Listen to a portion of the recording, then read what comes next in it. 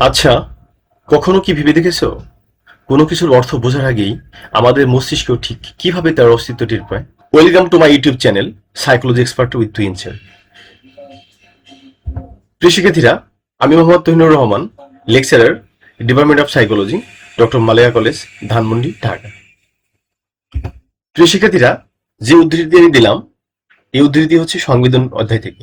সংবেদন এবং প্রত্যক্ষণ এই অধ্যায় হতে কিন্তু তোমাদের আমি উদ্ধৃতি দিলাম। আমরা প্রথমে জেনে নিই সংবেদন কি। সহজ ও সলিড সংবেদনের সহজ অর্থ হচ্ছে উদ্দীপকের প্রাথমিক অনুভূতি। এখন উদ্দীপক কি? উদ্দীপক হচ্ছে আলো, শব্দ, ঘ্রাণ। অর্থাৎ যে আমাদের পঞ্চ ইন্দ্রিয় আছে, সেই ইন্দ্রিয় যখন এসে আঘাত হানে অথবা প্রভাব বিস্তার করে, সেই ইন্দ্রিয়গুলো কি কি? চোখ, কান, নাক, জিহ্বা এবং ত্বক। তাহলে এই পাঁচটা ইন্দ্রিয়ে কিন্তু প্রভাব বিস্তার করছে বা আঘাত করছে। কি করছে? উদ্দীপক এসে করছে। সেই উদ্দীপক কি? আলো, শব্দ, ঘ্রাণ, এই ধরনের এগুলো। অর্থাৎ চোখ, কান, নাক, জিহ্বা এবং ত্বক এই পঞ্চেন্দ্রিয় যখন বাইরের কোনো উদ্দীপক আলো, শব্দ, ঘ্রাণ গ্রহণ করে মস্তিষ্কে পাঠায়, তাকে কিন্তু সংবেদন বলে। সংবেদনের আর একটা উত্তর দেওয়া যায় যে কোনো একটা যদি ঘটনা ঘটে, প্রথম ঘটনা হচ্ছে সংবেদন, পরের ঘটনা হচ্ছে প্রত্যক্ষণ। যেটা আগে ঘটবে সেটা সংবেদন, যেটা পরে ঘটবে সেটা প্রত্যক্ষণ। আচ্ছা, নোট: সংবেদনে কোনো অর্থ তৈরি হয় না। যেমন তুমি একটা তীব্র শব্দ শুনতে পেলে, এটি সংবেদন। কিন্তু শব্দটা যে পটকার নাকি বোমার তা বুঝতে পারা হলো প্রত্যক্ষীকরণ। যে যে বললাম, যেটা আগে ঘটে সেটা সংবেদন, যেটা পরে ঘটে সেটা হচ্ছে প্রত্যক্ষণ।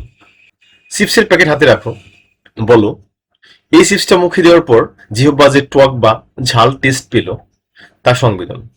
আর ব্রেইন যখন বলল এটা লেজের চিপস অথবা পটেটো চিপস, সেটা কিন্তু প্রত্যক্ষীকরণ বা প্রত্যক্ষণ। অর্থাৎ আমরা চিপস খেলাম, আমাদের জিহ্বায় যে টক বা ঝাল টেস্ট পেলো, এটা কিন্তু সংবেদন। মস্তিষ্ক যখন বলতেছে যে এইটা টমেটো, পটেটো চিপস অথবা লেজের চিপস, সেটা কিন্তু প্রত্যক্ষীকরণ। সংবেদনের পাঁচটি সুপার ক্যারেক্টার বা বৈশিষ্ট্য। একটি সংবেদন কতটা শক্তিশালী হবে তা পাঁচটি বিষয়ের উপর নির্ভর করে। নাম্বার ওয়ান হচ্ছে তীব্রতা, ইন্টেন্সিটি। আলো যত বেশি উজ্জ্বল বা শব্দ যত জোরে হবে, সংবেদন তত তীব্র হবে। অর্থাৎ লাইটের আলো বা সূর্যের আলো যত বেশি উজ্জ্বল হবে, যত বেশি তীব্র হবে, প্রখর হবে, ঠিক আছে, তীব্রতাও বাড়বে। শব্দ যত জোরে হবে, সাউন্ড যত জোরে আসবে, সংবেদনের তীব্রতা বা সংবেদন তত বেশি তীব্র হবে। তারপর কি আছে? বিস্তৃতি, এক্সটেন্সিভনেস। মশা কামড়ালে অল্প জায়গায় সংবেদন হয়, কিন্তু পুরো পিঠে থাপ্পড় মারলে বড় জায়গায় সংবেদন হয়।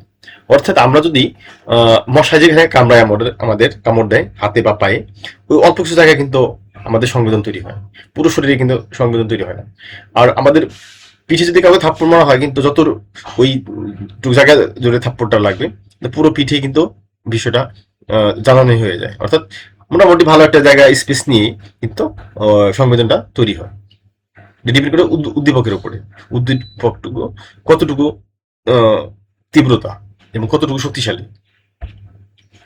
স্থায়িত্ব বা ডিউরেশন, উদ্দীপকটি কতক্ষণ ধরে তোমার ইন্দ্রিয়কে স্পর্শ করে রাখছে, এরপর তার স্থায়িত্ব বা ডিউরেশন নির্ভর করবে। স্পষ্টতা, ক্লিয়ারনেস, ক্লাসে শিক্ষকের গলার আওয়াজ কতটা পরিষ্কারভাবে তোমার কানে পৌঁছাচ্ছে, সেটা হচ্ছে স্পষ্টতা। গুণ বা জাতি বা কোয়ালিটি, সুরের মিষ্টি আওয়াজ আর গাড়ির হর্নের কর্কশ আওয়াজের মধ্যে পার্থক্য করা। অর্থাৎ গানে যে সুরেলা কথা মানুষ গান গায়, সেই গানের যে আওয়াজ এবং গাড়ির যে হর্ন শব্দটা কিন্তু কর্কশ আসে, তখন কিন্তু বিকট আওয়াজ হয় বা বাজে আওয়াজ হয়, সাউন্ড পলিউশন হয়। এই দুইটার মধ্যে কিন্তু পার্থক্য করা যায়। এটাই হচ্ছে গুণ বা জাতি। এখন আসি সংবেদনের সীমা বা দেহলি, ইংলিশে যাকে বলে থ্রেশহোল্ড। আচ্ছা, সংবেদনের সীমা বা দেহলি কি? উত্তেজক বা উদ্দীপক থাকলেই কিন্তু আমরা টের পাই না। এজন্য কি দরকার হয়? এর জন্য নির্দিষ্ট সীমা আছে। একে মনোবিজ্ঞানের ভাষায় কি বলে?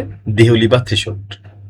প্রিয় শিক্ষার্থীরা, শুধু যদি উত্তেজক হয় বা উদ্দীপক আছে, এর জন্য কিন্তু আমরা টের পাই না, নাও টের পেতে পারি।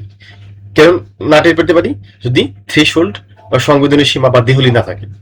আর যদি দেহলি বা সংবেদনের সীমা থাকে, একটা লিমিট থাকে, তাহলে কিন্তু আমরা সেই উত্তেজকটা বা উদ্দীপককে আমরা বুঝতে পারি বা টের পাই। এই সংবেদনের সীমা বা দেহলি আবার 3 প্রকার। নিম্নতম সীমা বা পরম দেহলি, অ্যাবসলিউট থ্রেশহোল্ড। কোনো উদ্দীপকের সর্বনিম্ন যে মাত্রা থাকলে আমাদের ইন্দ্রিয় তা প্রথম টের পায়। অ্যাটলিস্ট একটা উদ্দীপক আছে, তার যে সর্বনিম্ন মাত্রা লেভেল যা থাকলে আমাদের ইন্দ্রিয় টের পায়। রিয়েল লাইফ এক্সাম্পল দিয়ে যদি বলি, একটি ঘুটঘুটে অন্ধকার রুমে 30 মাইল দূরে থেকে যদি একটি মোমবাতির আলো প্রথম চোখে পড়ে, তবে ওই আলোর বিন্দুই হলো পরম দেহলি। অর্থাৎ যত দূর থেকে আমরা কোনো কিছু দেখি, কোনো আলো বা প্রতিবিম্ব বা কোনো কিছু দেখি, ঠিক আছে, যত লাস্ট যে বিন্দুটা আমাদের চোখে রেটিনাতে এসে ধরা পড়ে, ওইটা হচ্ছে পরম দেহলি বা থ্রেশহোল্ড। এর চেয়ে কম আলো হলে তা কিন্তু আমাদের চোখ আর ক্যাপচার করতে পারবে না। নাম্বার 2, উচ্চতম সীমা বা টার্মিনাল থ্রেশহোল্ড। উদ্দীপকের সর্বোচ্চ যে মাত্রা আমাদের ইন্দ্রিয় সহ্য করতে পারে বা গ্রহণ করতে পারে, এই সর্বোচ্চ মাত্রাই কিন্তু উচ্চতর সীমা। রিয়েল লাইফ এক্সাম্পল দিয়ে যদি বলি, কানের কাছে যদি সাইরেন বা তীব্র বোমা শব্দ হয়, তবে কান আর শব্দ শুনতে পাবে না, উল্টো ব্যথা করবে বা কান নষ্ট হয়ে যাবে। সেটি হচ্ছে উচ্চতর সীমা। প্রিয় শিক্ষার্থীরা, আমাদের কান সর্বোচ্চ যে লেভেল পর্যন্ত সাউন্ড শুনতে পায় বা সর্বোচ্চ যে সাউন্ড শুনতে পায়, ওটা কিন্তু সর্বোচ্চ উচ্চতর সীমা।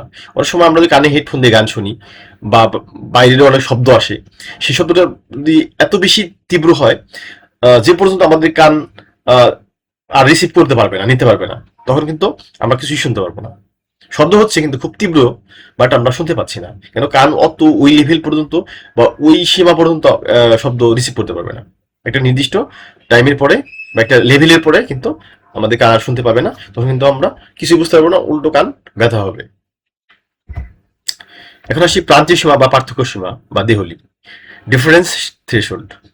দুটি উদ্দীপকের মধ্যে সর্বনিম্ন কতটুকু পরিবর্তন হলে আমাদের ব্রেন সেই পার্থক্যটা ধরতে পারে। অর্থাৎ দুটি উদ্দীপক আছে, এই দুটি উদ্দীপকের মধ্যে সর্বনিম্ন কতটুকু পরিবর্তন হয়, যেটা আমাদের ব্রেন ক্যাপচার করতে পারে। প্রান্তীয় সীমা বা পার্থক্য দেহলি, অর্থাৎ ডিফারেন্স থ্রেশহোল্ড। দুটি উদ্দীপকের মধ্যে সর্বনিম্ন কতটুকু পরিবর্তন হলে আমাদের ব্রেন সেই পার্থক্যটা ধরতে পারে, একে জেএনডি বা জাস্ট নোটিসেবল ডিফারেন্স বলা হয়। অর্থাৎ দুটি যদি উদ্দীপক থাকে, সেই দুটি উদ্দীপকের মধ্যে সর্বনিম্ন অ্যাটলিস্ট কতটুকু যে পরিবর্তন হইল, এই বিষয়ে যদি আমাদের ব্রেন ক্যাপচার করতে পারে বা পার্থক্যটা ধরতে পারে, একে কিন্তু জেএনডি বা জাস্ট নোটিসেবল ডিফারেন্স বলা হয়। উদাহরণ, তোমার হাতে 1 কেজি ওজনের আলু আছে, চোখ বন্ধ থাকা অবস্থায় সেখানে যদি কেউ আরো 5 গ্রাম আলু যোগ করে, তুমি টের পাবে না। স্বাভাবিক, 1 কেজি আলুর মধ্যে কেউ যদি আরো 5 গ্রাম যোগ করে দিয়ে দেয় আমার হাতের মধ্যে, আমি কিন্তু অতটা আন্দাজ করতে পারবো না বা বুঝতে পারবো না। কিন্তু যদি 100 গ্রাম যোগ করে, তুমি হঠাৎ ওজন বাড়ার পার্থক্য বুঝতে পারবে যে বেশি ওজন হচ্ছে, মানে 100 গ্রাম কিন্তু কম না। এই সর্বনিম্ন যতটুকু বাড়ালে পার্থক্য বোঝা যায়, তাই হলো পার্থক্য দেহলি। প্রিয় শিক্ষার্থীরা, প্রান্তীয় সীমা বা পার্থক্য দেহলি তোমরা অবশ্যই বুঝতে পেরেছো। প্রিয় শিক্ষার্থীবৃন্দ, সংবেদন এবং প্রত্যক্ষণ চ্যাপ্টার থেকে তোমাদের আজকে যে ক্লাস নিলাম সংবেদন সম্পর্কে, নেক্সট ইয়ার আরো ডিটেলস ক্লাস নেব, আরো কিছু বাদ বাকি আছে, সেগুলো নিলে মোটামুটি সংবেদনটা শেষ হয়ে যাবে। সংবেদন থেকে কিন্তু তোমাদের সিকিউ এবং এমসিকিউ আসতে পারে। প্রিয় শিক্ষার্থীরা, তোমরা যদি সেই সিকিউ বা এমসিকিউ কিভাবে আসবে বা কিভাবে আনসার দিতে হবে জানতে চাও, অবশ্যই কমেন্ট বক্সে লিখে দিও, আমি নেক্সট ক্লাসে তোমাদের সেটা নিয়ে নিব। প্রিয় শিক্ষার্থীরা, সবাই ভালো থেকো, সুস্থ থেকো। ক্লাস আজকের মতো এখানে শেষ করছি। আল্লাহ হাফেজ, আসসালামু আলাইকুম।